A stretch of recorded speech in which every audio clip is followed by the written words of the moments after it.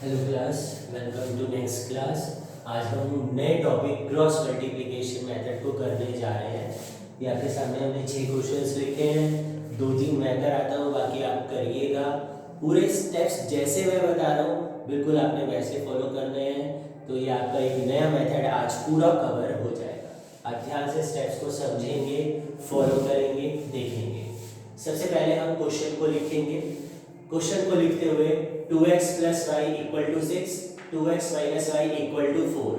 आप ध्यान दो, जो ये कांस्टेंट टर्म है, constant term is equal to के इस साइड होनी चाहिए, ये ध्यान रखना। अगर मान लो क्वेश्चन मुझे इस तरह से दिया होता 2x plus y minus 6 equal to 0, तो पहले मैं माइनस 6 को इधर ले जाऊंगा और इस फॉर्म में अरेंज करूंगा 2x plus y equal to 6। बेटा मैं ये कह रहा हूँ, ये है क्रॉस मल्टीप्लिकेशन मेथड। मेथड वही है बट लिखने के ना 2-3 अलग अलग तरीके है सेम चीज, कोई भी टीचर पढ़ाए, लेकिन वे ऑफ राइटिंग थोड़ा थोड़ा अलग हो सकता है।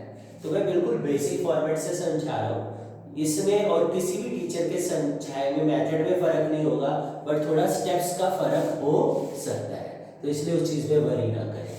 बाकी शुरुआत मैं कैसे कर रहा हूँ। पहला पॉइंट क्या बताया है, कांस्टेंट टर्म इक्वल टू के इधर होनी चाहिए। ये क्यों? इससे हमारे फॉर्मूले पे फर्क पड़ेगा।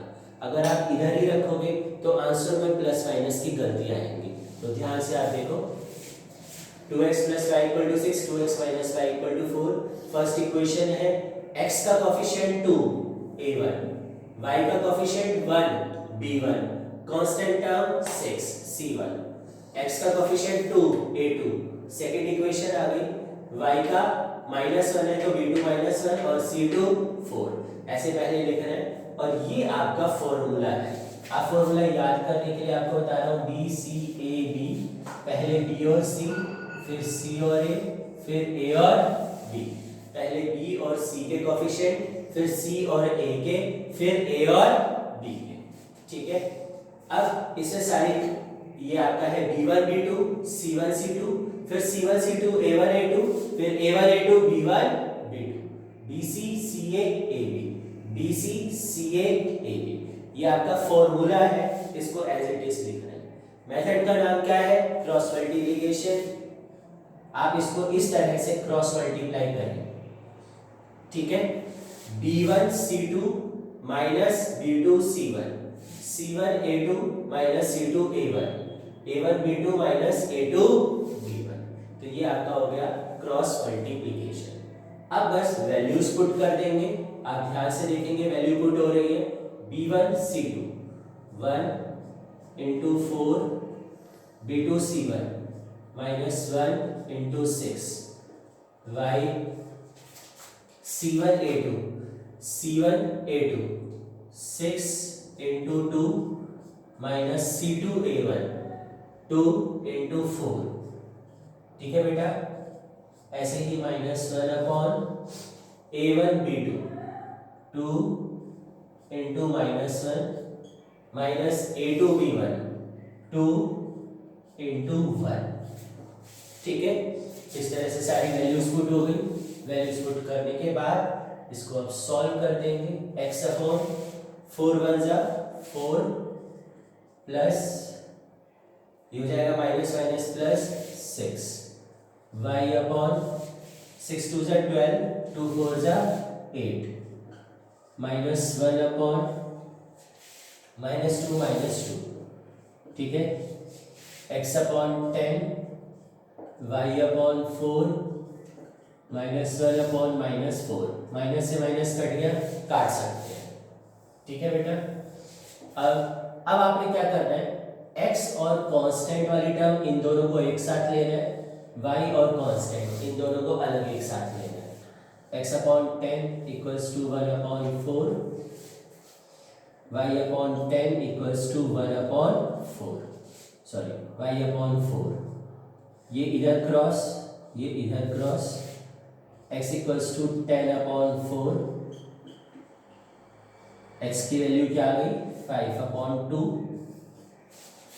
y equals to 4 upon 4, y की वैल्यू क्या आ गई बोलिए, बात समझ में आई? आई होप आपको पूरा क्लियर। तो ये है आपका क्रॉस मल्टीप्लिकेशन मेथड। आप पॉज करके इसे लिखिए, फिर मैं एक और भी समझाता हूँ, वो भी आप कर लीजिए।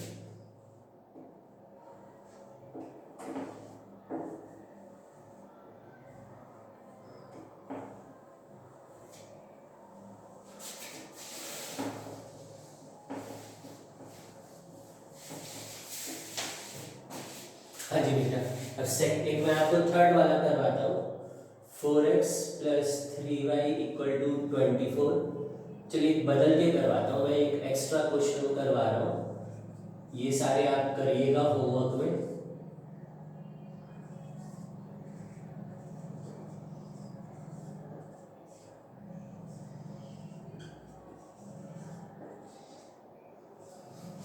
ठीक है बेटा, ये मैंने आपके सामने क्वेश्चन लिखा।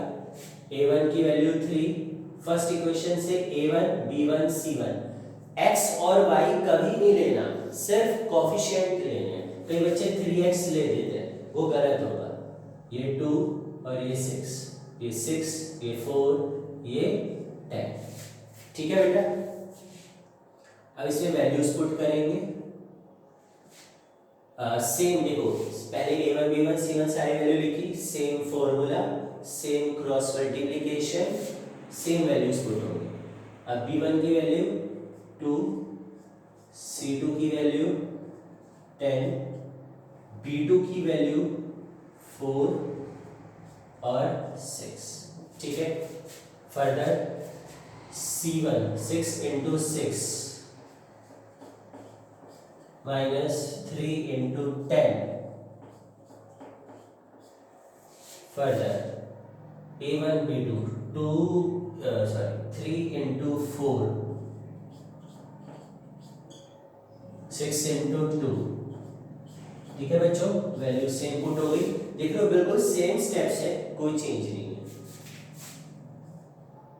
x upon 20 minus 24, y upon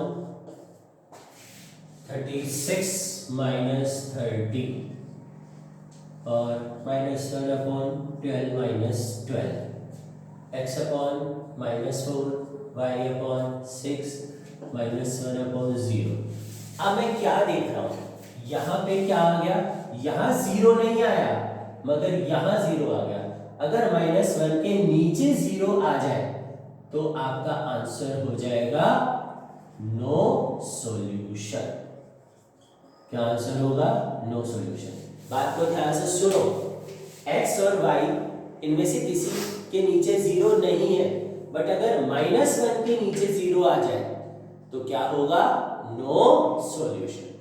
again I repeat, x और y के नीचे 0 नहीं है और बट -1 के नीचे 0 है तो नो सॉल्यूशन।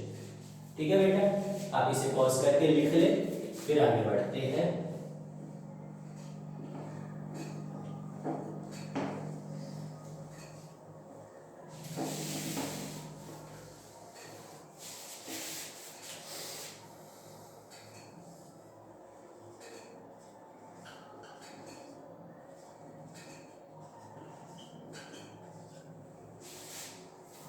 हाँ जी, अब मैंने आपके लिए एक और क्वेश्चन लिखा है, इसमें मैं कुछ और नया सिखाता हूँ आपको। सेम, पहले x का कोफिशिएंट 1, y का कोफिशिएंट -2, कांस्टेंट 4, x का कोफिशिएंट 2, y का -4, कांस्टेंट 8। ठीक है, अब इसमें आप सारी same formula, same cross multiplication, similarly values put होंगी।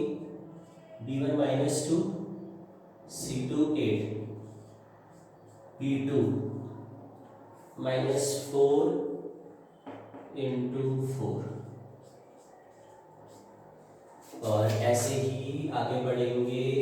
c1 a2 4 into 2, c2 a1 8 into 1, a1 b2 1 into -4,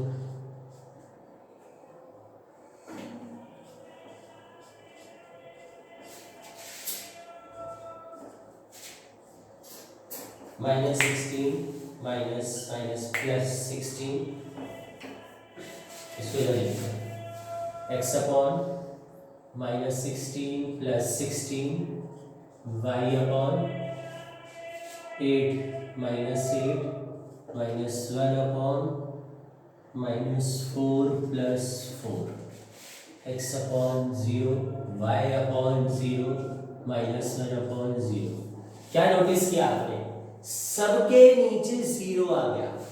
पिछली बार में क्या बताया, x और y के नीचे 0 नहीं होगा, सिर्फ -1 के नीचे 0 होगा तो नो सॉल्यूशन।